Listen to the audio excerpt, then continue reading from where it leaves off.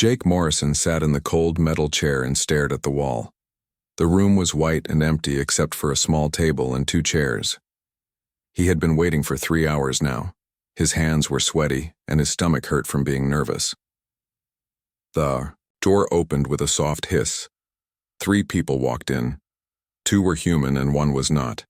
The alien looked like it was made of blue glass. Its eyes glowed with a soft light. Jake had never seen a Zephyrian before today.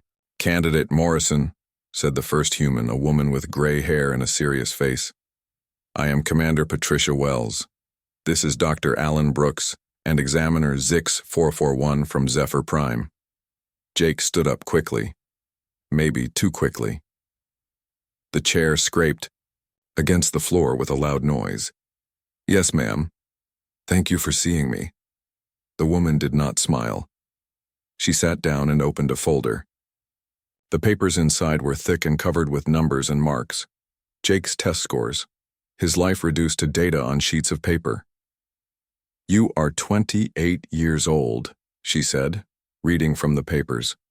"You served 6 years in the Earth Navy. You were a lieutenant commander on the destroyer ESS Hampton. Your service record shows you were reliable but not outstanding." Jake nodded. He knew what his record said. Average grades at the academy. Good but not great performance reviews. 1 black, mark that followed him everywhere he went. "Tell us about the Titan mining incident," said Dr. Brooks.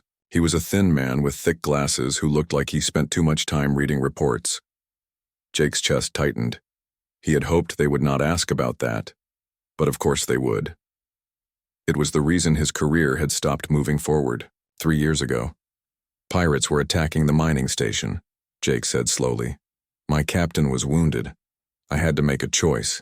Standard procedure said to wait for backup from the main fleet, but the station would have been destroyed by then. I ordered an attack." "Without authorization," Commander Wells said. "It was not a question." "Yes, ma'am. Without authorization." "And what happened?" "We saved the station. We captured 2 pirate ships and rescued over 200 miners. But I broke the rules to do it. The Zephyrian made a sound like wind blowing through glass. When it spoke, its voice was musical but cold. Humans show poor discipline. This confirms our concerns about including your species in galactic defense operations." Jake felt heat rise in his face. "With respect, sir, sometimes the rules are wrong. Those miners would have died if we had followed procedure." "Rules exist for reasons," Commander Wells said firmly. "Military operations require order and coordination. Individual initiative can be dangerous when you are working with forces from multiple worlds and species." The questions continued for another hour. They asked about his tactical knowledge, his understanding of alien technology, his ability to work with non-human crews. Jake answered as best he could, but he could see in their faces that he was failing. Finally, Commander Wells closed the folder. "Thank you, Candidate Morrison. You will receive our decision within 48 hours. Jake knew what that meant. He had been turned down before he even left the room. 2 days later, the message arrived on his personal communicator. Jake was in his small apartment on Luna Station, looking out the window at Earth hanging in space like a blue and white marble. He almost did not want to read it. "Candidate Morrison, after careful consideration of your application and examination results, we regret to inform you that you have not been selected for service in the Galactic Defense Fleet. While your service record demonstrates dedication to duty, your tactical approaches do not align with established galactic military doctrine. Your tendency toward independent action and disregard for proper procedures make you unsuitable for integrated multi-species operations. We wish you success in your future endeavors." Jake read it 3 times before the words really sank in. Unsuitable.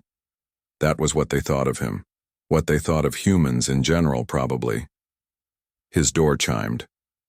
Jake opened it to find Amy Barnes standing in the hallway. She was still wearing her dress uniform and her face was glowing with excitement. "Jake, I got in. I'm going to be assigned to the Andromeda Task Force."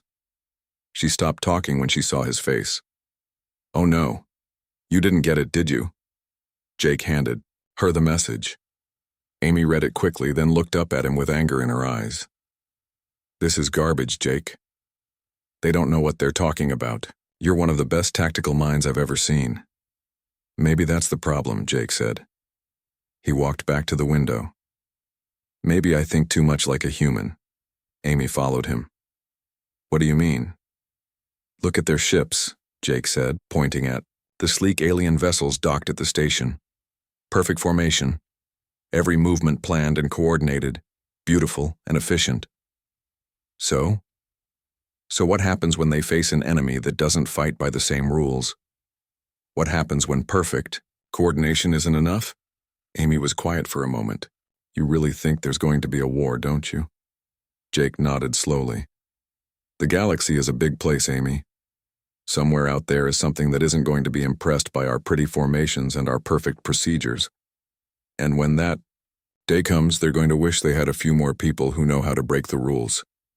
3 months later, Amy shipped out with the Andromeda task force. Jake watched her transport leave from the same window where he had read his rejection letter. Then he packed his few belongings and took the next ship back to Earth. The United Earth Defense Force was happy to have him. They gave him command of an old destroyer called the ESS Defiance. It was not much to look at. The hull was scratched and dented from years of patrol duty. The engines made strange noises. The weapons systems were 3 generations behind what the aliens used. But it was his ship, his crew. His chance to prove that sometimes being unsuitable was exactly what the situation required. Jake stood on the bridge of the Defiance and looked out at the stars. Somewhere in that vast darkness, trouble was coming. He could feel it in his bones. And when it arrived, the galaxy would learn that humans had their own way of fighting, their own rules, their own definition of suitable. The rejection letter was still in his personal files. Jake kept it as a reminder, not of failure but of opportunity. They had labeled him useless in the draft. Time would tell if they were right. 3 years had passed since Jake Morrison's rejection from the Galactic Defense Fleet.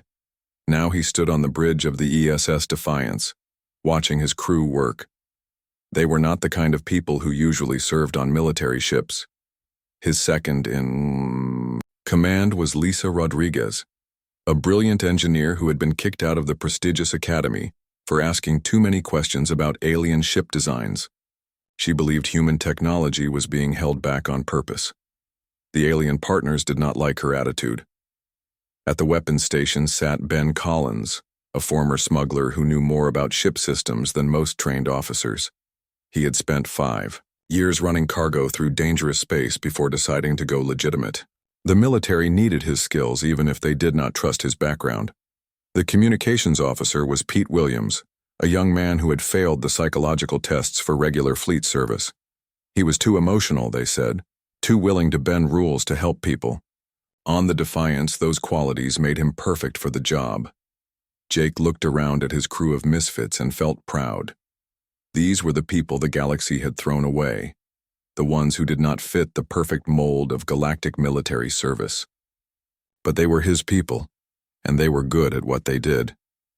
"Captain," Pete said from his station, "we're getting a distress call from New Geneva. Multiple Krillian ships attacking the colony. They're requesting immediate assistance." Jake felt ice form in his stomach. The Krillians had appeared 6 months ago from beyond the galaxy's edge. Their ships were like nothing anyone had ever seen. They looked alive, with hulls that moved and changed shape. They ate energy weapons and shrugged off missiles like they were toys. Every major fleet that had faced them had been destroyed or badly damaged. The beautiful formations and perfect tactics of the galactic military meant nothing against an enemy that adapted to every attack. "What's our response time to New Geneva?" Jake asked. 4 hours at maximum burn," Lisa answered from the engine station. "Other ships in the area?" "Negative, sir," Pete said. His voice was tight with worry. "The nearest coalition fleet is 18 hours away." Jake stared at the tactical display. New Geneva was a farming world with 30,000 colonists.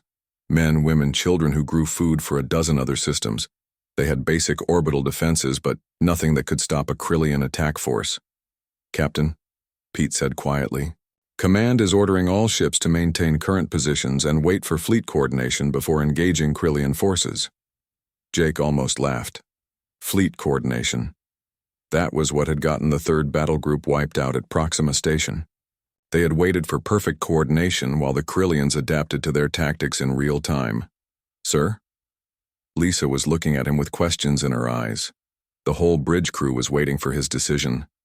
Jake thought about his grandfather, who had fought in the old wars on Earth, before humans knew there were aliens, before there were rules about galactic military cooperation. His grandfather had told him once that sometimes you had to choose between following orders and doing what was right. "Plot a course for New Geneva," Jake said. "Maximum burn. Send a message to the other ships in our squadron. Tell them we're responding to the distress call." "Sir, Command specifically ordered us to wait," Pete said. "Command isn't watching 30,000 people die," Jake replied. "Set course now." The Defiance and her sister ships accelerated toward New Geneva. Jake's small squadron consisted of 5 destroyers and 2 escort frigates. All of them were old, patched-up ships with crews that did not quite fit the military mold. Against a Krillian attack force, they should have had no chance. But Jake had been studying the enemy. He had watched the recordings of every battle, analyzed every defeat. The Krillians were smart. They learned from each encounter and adapted their tactics. But they learned in predictable ways. They expected their enemies to be logical and consistent. Humans, Jake had realized, were neither. "Contact in 10 minutes, Ben reported from the weapons station. "I'm reading 6 Krillian vessels in orbit around New Geneva. 3 are attacking the orbital stations. The others are bombarding the surface." "Any pattern to their movement?" Jake asked. "They're using the same adaptive formation they used at Vega Colony," Lisa said, studying her sensors. "They'll adjust based on our approach vector and weapon systems." Jake nodded. That was exactly what he had expected. "All ships break formation. I want random approach vectors. Don't coordinate with each other. Every ship fights independently." "Sir?" The voice belonged to Captain Nancy Green on the ESS Striker. "Without coordination, we'll be fighting blind." "Exactly," Jake said. "The Krillians expect us to work together. They're ready to counter organized tactics. They won't know what to do with pure chaos." The Battle of New Geneva began badly. The Krillian ships immediately moved to engage the human squadron, their living hulls shifting and adapting to each ship's weapons. But something strange happened. Instead of the smooth, coordinated response they expected, they faced 7 different fighting styles at once. The Defiance came in fast and low, using the planet's gravity to slingshot around and attack from an unexpected angle. The Striker used her superior speed to dance around the enemy, never staying in one place long enough for them to adapt. The Thunderbolt, commanded by Captain Roy Fisher, simply charged straight at the largest Krillian ship and started ramming it with her reinforced bow. "Their formation is breaking up," Lisa reported with excitement in her voice. "They can't adapt to all of us at once." But the victory came at a cost. The Thunderbolt was destroyed in her ramming attack, taking one of the Krillian vessels with her. The escort frigate Courageous was badly damaged and had to retreat. By the time the enemy withdrew, Jake had lost half his squadron. But New Geneva was saved. The evacuation ships completed their runs, and the orbital defenses held long enough for reinforcements to arrive. 3 days later, Jake found himself in another white room facing another tribunal. This time, the charges were serious: disobeying direct orders, engaging the enemy without authorization, reckless endangerment of his ships and crews. The defendants' actions, while ultimately successful, represent a dangerous precedent, said the Centauri prosecutor. Military discipline requires adherence to established protocols. Jake sat quietly and listened to them debate his fate. He had saved 30,000 lives, but that did not seem to matter as much as the rules he had broken. Then Admiral Carol White stood up. She was one of the few humans in the High Command, a woman who had fought her way up through decades of careful politics and perfect behavior. "With respect to this tribunal," she said, "I believe we are missing the larger picture. Commander Morrison's squadron achieved something that no other fleet has managed against the Krillians. They won." The room fell silent. Admiral White continued. "While his methods were unorthodox, the results speak for themselves. I move that all charges be dropped and that Commander Morrison be transferred to my direct command for a special assignment." Jake looked up at her in surprise. He had expected court-martial and imprisonment. Instead, he was being offered a chance to prove that human unpredictability was not a weakness. It was, perhaps, their greatest strength. 2 weeks later, Jake stood in a classified facility on the dark side of Earth's moon. Around him, teams of scientists and engineers were working on something that would change the course of the war. They were building ships, human ships, designed by humans, for humans, to fight the way humans fought best, with controlled chaos. The secret facility on the dark side of the moon buzzed with activity. Jake Morrison walked through the construction bays, watching teams of human engineers and scientists work on something the galaxy had never seen before. They called it Project Leviathan. The goal was simple: build ships that could fight and win against the Krillians. Everything else was up for debate. The problem is adaptation, explained Dr. Sandra Hayes as she led Jake through the research section. She was a xenobiologist who had been studying captured Krillian technology for months. Their ships learn from every encounter. They remember what works and what doesn't. Jake nodded. He had seen this firsthand at New Geneva. The Krillian vessels had tried to counter his ship's attacks in real time, adjusting their defenses and tactics moment by moment. But there's a weakness, Dr. Hayes continued. They adapt to patterns. They expect logical, consistent behavior from their enemies. When they can't find a pattern to learn from, they become confused. They stopped in front of a massive construction bay where the first new human warship was taking shape. It was ugly, compared to the sleek alien designs. The hull was angular and covered with armor plating. Weapons stuck out at odd angles. Extra engines were bolted to the sides like afterthoughts. "She's beautiful," said Captain Rick Turner, the former test pilot who had been put in charge of ship trials. "Ugly as sin, but beautiful." Jake walked around the ship studying its design. "What makes it special?" "Everything." Rick grinned. "We threw out every rule in the book.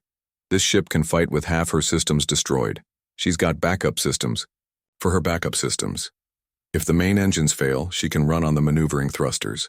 If the primary weapons are knocked out, she's got secondary and tertiary armaments." Dr. Hayes pointed to sections of the hull that seemed to shimmer in the artificial light. "We incorporated some Krillian biotechnology, but we changed how it works. Instead of adapting to enemy attacks, our version adapts to damage. The more punishment the ship takes, the more resilient it becomes." Jake was impressed, but he had questions.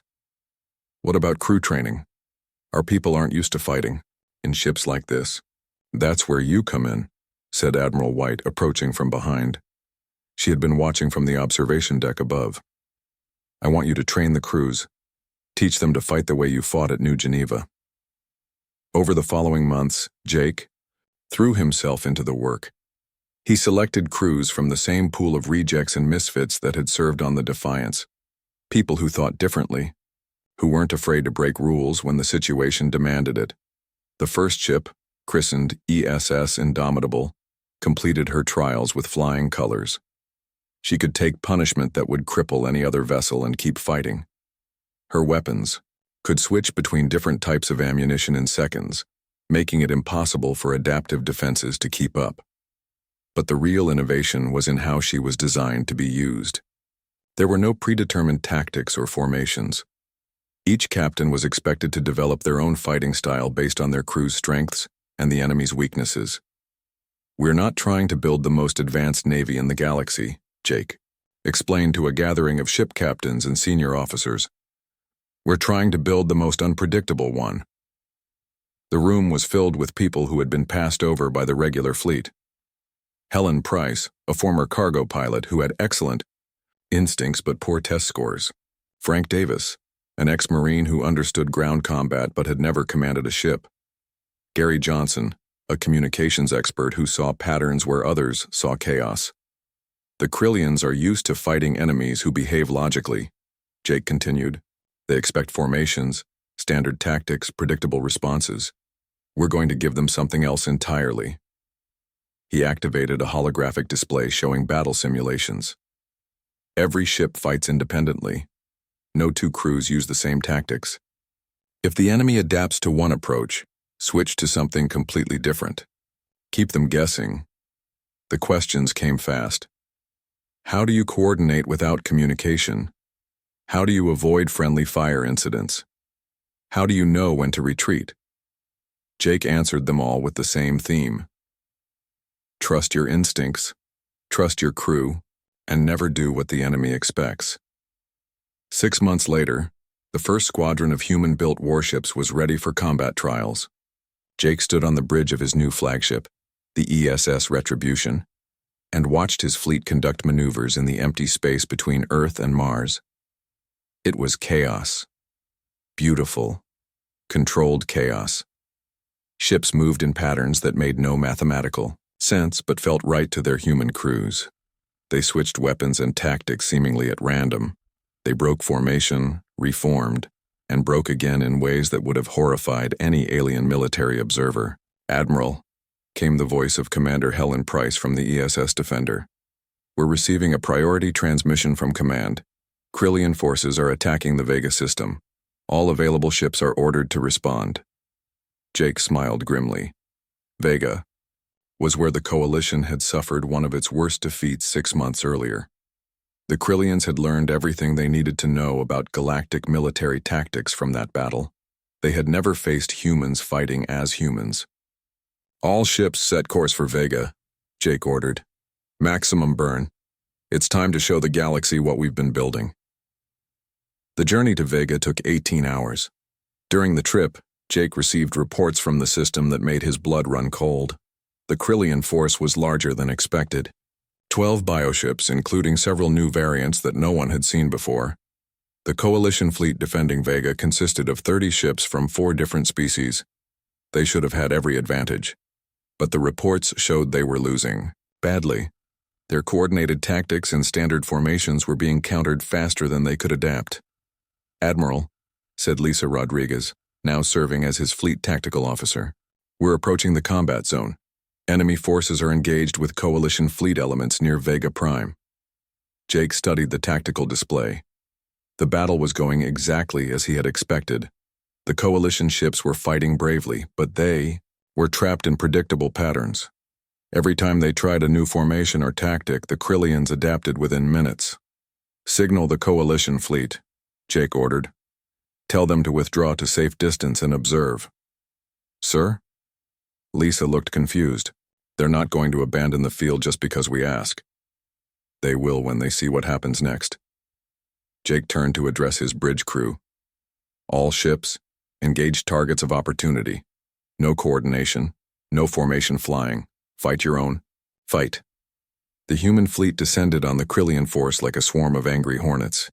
Each ship attacked differently. Some used speed and maneuverability. Others relied on heavy armor and close-range firepower. A few tried tactics that seemed suicidal but somehow worked. The Krillians tried to adapt, but there was nothing consistent to learn from. Every human ship was fighting its own private war, using instincts and improvisation instead of doctrine and procedure. Within an hour, half the Krillian force was destroyed or retreating. The remaining bioships seemed confused, their adaptive systems overloaded by the sheer variety of human tactics. Jake stood on his bridge and watched the enemy withdraw. Around him, his crew was cheering. On the communication channels, he could hear similar celebrations from every ship in his fleet. But the real victory came in the message from Admiral Patricia Wells, the same woman who had rejected him from the Galactic Defense Fleet 3 years earlier.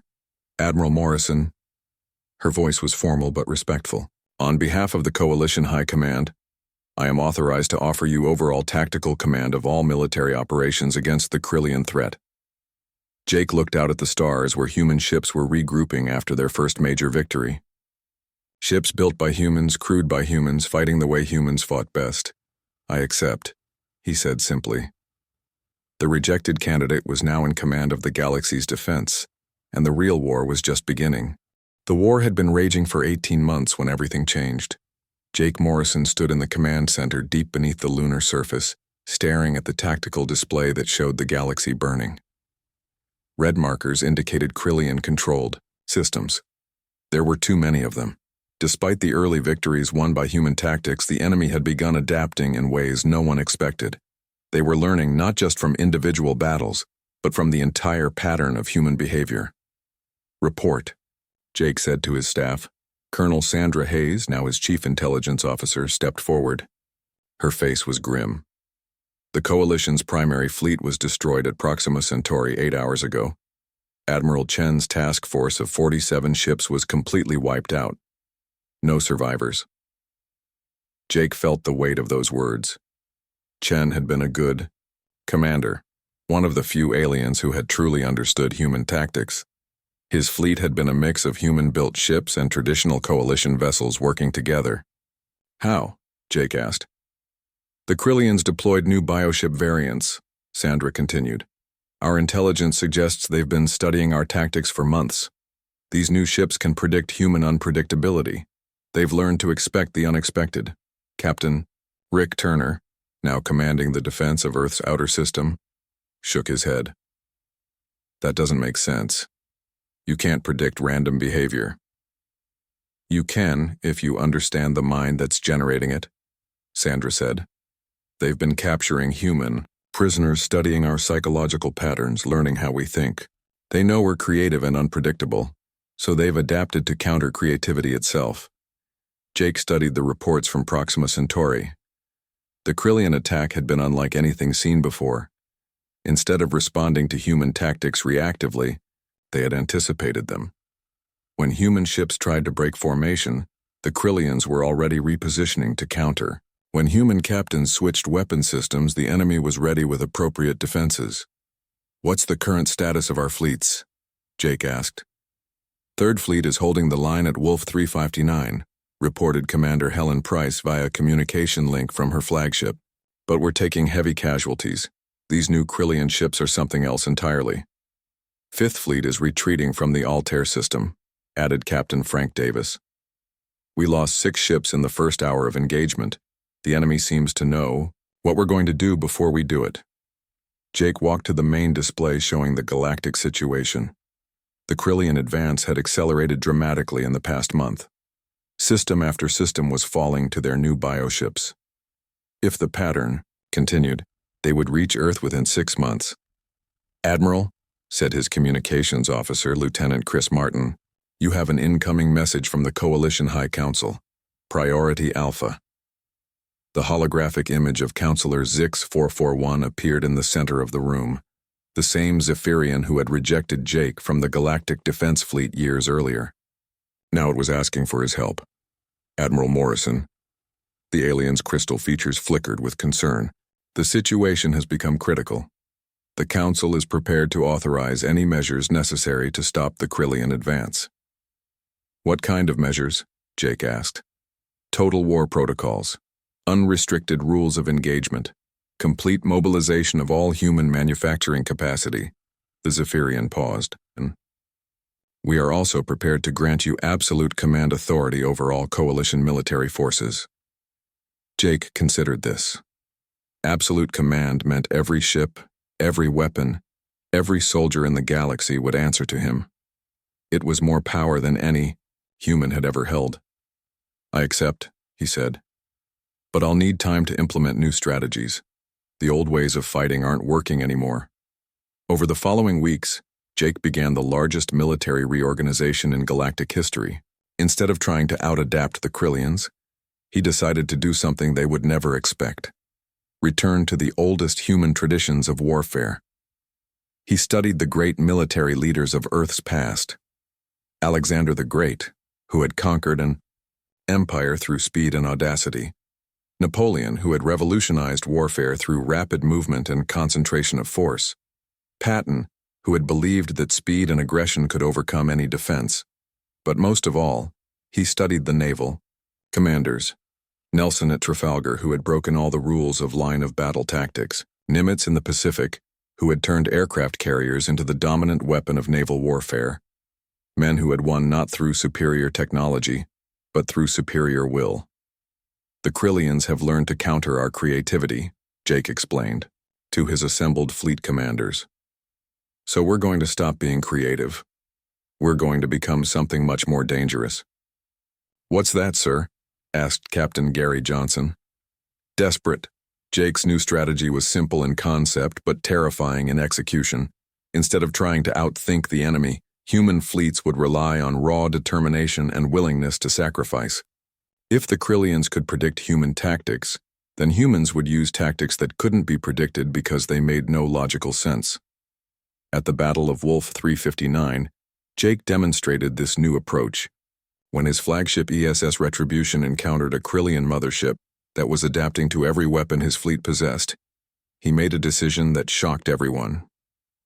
"All ships, this is Admiral Morrison," he broadcast on all channels. "Form up. On the Retribution. We're going to ram that thing." "Sir?" Captain Helen Price's voice came over the communication. "Did you say ram?" "You heard me correctly," Jake replied. "The Krillian ship is adapting to our weapons. Let's see it adapt to being hit by 100,000 tons of angry human engineering." The attack was insane by any rational military standard. Jake ordered his flagship to accelerate directly toward the enemy mothership, while every other human vessel provided covering fire.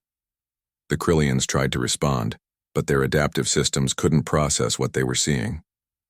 No sane military commander would deliberately ram their most important ship into an enemy vessel, but Jake Morrison was not operating under normal parameters of sanity.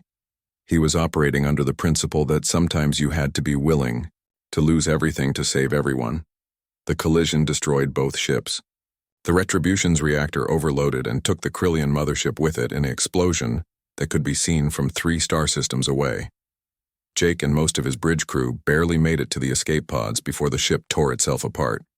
But the sacrifice created an opening. With their command ship destroyed, the remaining Krillian forces fell into chaos.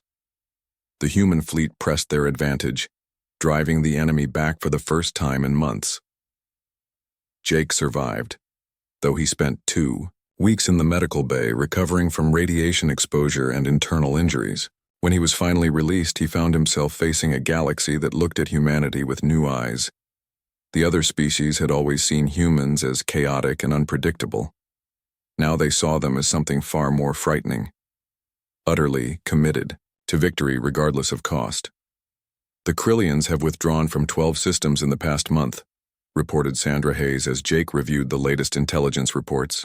"Our new tactics are working, but the casualties are severe." Jake nodded grimly. Human fleet strength was down by 40%, but they were winning. The enemy's adaptive systems couldn't handle opponents who were willing to die for victory. "What's the latest from the prisoner interrogations?" Jake asked. "Interesting developments," Sandra said. "The captured Krillians seem confused by our recent behavior. Their leadership apparently expected us to become more cautious as casualties mounted. Instead, we've become more aggressive." Jake smiled without humor. "They don't understand humans very well, do they?" "No, sir. They don't understand that sometimes the most logical thing to do is something completely illogical." The communication system chimed with an incoming priority message. Jake activated it to see the face of Admiral Amy Barnes, his old friend from the Luna Station rejection years ago. "Jake," she said, and her voice carried both admiration and concern, "I just received word that you're being promoted to Supreme Admiral of all Coalition forces. Congratulations." "Thank you," Jake replied, "though I'm not sure this is something to celebrate. The Council is also granting you emergency powers to prosecute the war as you see fit. No oversight, no review boards, no political interference." Amy paused. "They're scared, Jake. Scared enough to give one human complete control over galactic defense." After the communication ended, Jake stood alone in his office and looked out at the stars. Somewhere in that darkness, the Krillians were regrouping for their next assault. They had learned to counter human creativity and adaptability. Now they would learn about human stubbornness. The real test was coming, and Jake knew it would determine not just the fate of humanity, but the survival of every free species in the galaxy. The boy who had been rejected for being unsuitable was now the last hope of 1,000 worlds. He picked up his uniform jacket and headed for the bridge. There was a war to win. 5 years after being rejected as unsuitable for galactic service, Supreme Admiral Jake Morrison stood on the bridge of the ESS Sovereign, flagship of the combined galactic fleet. The war with the Krillians had ended 6 months ago, but Jake could still feel the weight of every decision he had made. The bridge around him was a symbol of how much had changed. Human officers worked alongside aliens from a dozen different species. Centauri tactical officers used human-designed equipment. Zephyrian engineers maintained systems built with human unpredictability in mind. Even the proud Andromedans had requested human advisors to train their crews. "Admiral," said Commander Chris Martin, his communications officer, "we're receiving the daily fleet status reports." Jake nodded and took the datapad. 3 more species had requested to join the coalition under human military protection. The galaxy had learned that sometimes the best defense wasn't perfect coordination or superior technology, but the willingness to fight dirty when necessary. Admiral Amy Barnes approached from the observation deck. She now commanded the 3rd Fleet and wore the uniform of a coalition admiral. Her career had taken a very different path from Jake's, but they had ended up in similar places. "The morning briefing is ready," she said with a slight smile. "Though I still can't get used to giving situation reports to the man who used to be told he wasn't good enough for military service." "Neither can I," Jake admitted. He followed her to the main conference room where his senior staff was waiting. The faces around the table told the story of the war better than any history book could. Colonel Sandra Hayes, former xenobiologist, now head of intelligence for the entire Galactic Defense Force. Captain Rick Turner, former test pilot, now commanding officer of the Experimental Weapons Division. Captain Helen Price, former cargo hauler, now one of the most respected fleet commanders in Coalition space. "Status report," Jake said as he took his seat. "Long-range sensors are detecting unusual energy signatures near the galactic rim," reported Sandra. "It could be a new threat or it could be natural phenomena. We're sending scout ships to investigate." Jake nodded. The war with the Krillians might be over, but the galaxy was a dangerous place. There would always be new challenges, new enemies, new crises that required solutions no one had thought of before. "What about the integration programs?" he asked. "Proceeding ahead of schedule," Amy replied. "The Centauri battle groups have completed their training in human tactical doctrine. Their casualty rates have dropped by 60% since they started using our methods. The Zephyrians are still having trouble with the concept of improvisation," added Rick. "Their crews keep trying to find patterns in our tactical manuals. We've had to explain multiple times that there aren't supposed to be patterns." Jake almost smiled at that. The crystal beings were brilliant at mathematics and engineering, but they struggled with the idea that sometimes the best plan was to have no plan at all. "Sir," said Lieutenant Commander Lisa Rodriguez, now his chief tactical officer, "we have a request from the Andromedan Confederation. They want to commission a series of ships built to human specifications." That was significant. The Andromedans had been the last major power to accept human military methods. Their pride in their ancient warrior traditions had made them reluctant to learn from a species they considered young and crude. "What changed their minds?" Jake asked. "The battle of Kepler Station," Lisa replied. "When their traditional battle formations failed against the Krillian bioships, a human-trained Andromedan captain named Vel Thrak broke formation and led a ramming attack against the enemy flagship. It saved the station and broke the siege." Jake remembered that battle. Vel Thrak had been court-martialed by his own people for abandoning formation. Jake had personally intervened to have the charges dropped, and the Andromedan officer decorated for valor. "Approve the ship construction request," Jake said, "and make sure Vel Thrak is involved in the design process." The briefing continued for another hour, covering everything from supply logistics to diplomatic relations with neutral systems. When it was finished, Jake remained in the conference room as the others filed out. Amy stayed behind, as he had known she would. "Something's bothering you," she said. It wasn't a question. Jake walked to the large window that looked out on the fleet anchorage at Earth Station 7. Hundreds of ships floated in the orbital facility's docking bays. Human vessels with their angular, aggressive lines.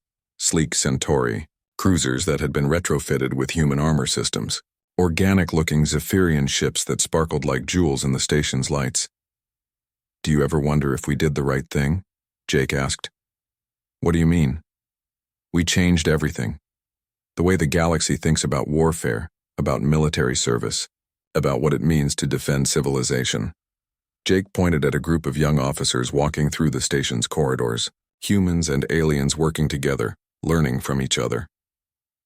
These kids are growing up in a universe where human methods are the standard, where controlled chaos is considered normal. Amy joined him at the window. You're worried we made the galaxy too much like us. Maybe. The old ways had their problems, but they also had their virtues. Order, discipline, respect for established procedures. Are we better off without those things? Amy was quiet for a moment, watching the ships and the people who served on them. Finally, she spoke. Do you know what Commander Zix441 told me last week? Jake shook his head. The Zephyrian who had once rejected him was now serving as his liaison to the Coalition High Council. He said that before the war the galaxy was peaceful but stagnant. Every species kept to themselves, following the same patterns they had used for centuries. There was no growth, no innovation, no real cooperation between different worlds. She turned to face Jake directly. The war was terrible, but it forced us all to change, to adapt, to work together in ways we never had before. Yes, we made the galaxy more human, but maybe that's what it needed. The door chimed and Lieutenant Commander Chris Martin entered. Admiral, we have an incoming transmission from the Outer Rim Scout Fleet. Priority Alpha classification. Jake and Amy exchanged glances. Priority Alpha meant immediate threat to galactic security. Put it through, Jake ordered. The holographic image of Captain Gary Johnson appeared in the center of the room. His ship, the ESS Explorer, had been investigating the energy signatures Sandra had mentioned in the briefing. Admiral, Gary said, and his voice was tense with excitement and concern. We've found something out here. It's big, it's artificial, and it's heading toward Coalition space. The image shifted to show a massive structure moving through deep space. It was larger than any ship or station Jake had ever seen, easily the size of a small moon. Its hull was covered with strange markings that seemed to shift and change as they watched. Any attempt at communication? Jake asked. Negative, sir. No response to any of our signals. But, Admiral, Gary paused. This thing is accelerating. Current course will bring it into the Sol system within 3 months. Jake felt a familiar sensation in his stomach, the same feeling he had experienced when the first reports of Krillian attacks reached Earth. The galaxy was about to face a new challenge, and once again, humanity would be called upon to find a solution. Gary, maintain safe distance and continue monitoring. Send all data to Fleet Command for analysis. After the transmission ended, Jake stood in the quiet conference room and considered the future. Another threat. Another test of the methods he had helped develop. Another chance to prove that human unpredictability was a strength rather than a weakness. So, Amy said softly, what do we do about this new contact? Jake smiled, and for the first time in months, it was a genuine expression of anticipation, rather than duty. We do what we always do. We improvise. He walked back to the window and looked out at his fleet. Ships built by humans and aliens working together. Crews trained to think creatively, to adapt quickly, to never give up in the face of impossible odds. The boy who had been labeled useless in the draft now commanded the most powerful military force in galactic history. Not because he had followed the rules, but because he had been willing to break them, when breaking them was the right thing to do. Whatever was coming from the outer rim would find the galaxy ready. Not perfect, not orderly, not predictable, but ready to fight with everything they had, in ways no enemy could anticipate. The rejection letter was still in Jake's personal files aboard the Sovereign. He kept it not as a reminder of failure, but as evidence that sometimes being unsuitable for the existing system was exactly what the system needed to survive. The stars held new challenges, new mysteries, new threats, but they also held new possibilities for those brave enough to face them. Jake Morrison, Supreme Admiral of the Combined Galactic Fleet, was ready for whatever came next.